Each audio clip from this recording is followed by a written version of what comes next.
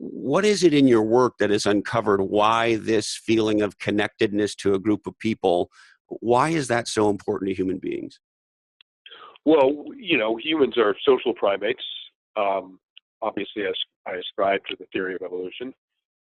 We diverged from chimpanzees. The last common ancestor with chimpanzees was 6 million years ago.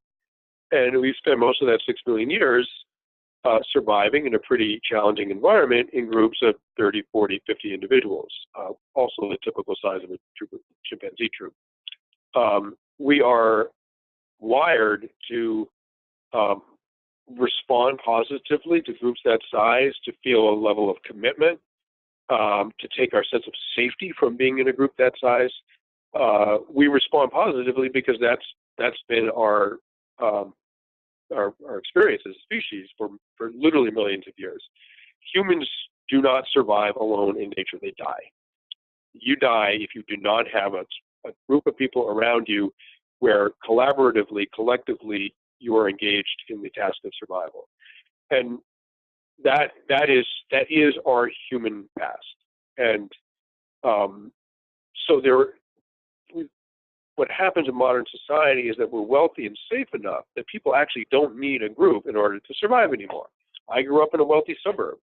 We weren't out hunting with bows and arrows for food, right? We weren't collectively defending against predators or a rival tribe, right? We all lived our own single-family lives and maybe nodded to the guy across the street when we shoveled out to get the newspaper. That's about it.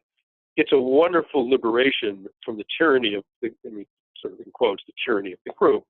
Belonging to a group entails a lot of obligations and stresses. It's a wonderful liberation from that. But what you lose is a very ancient human sense of security. My security comes from those around me. The problem with the modern American suburb is that there is no one around you in any traditional human sense. So a town like Santa Cruz, I pass through. I don't really know it. I think there are communities in this country that are sort of scaled correctly, where it's not too small, it's not too big. People do have a sense of affiliation with each other, a shared commitment to the common good, et cetera, et cetera. And that is very helpful. And you're very lucky to live in one of those communities, but a lot of people don't.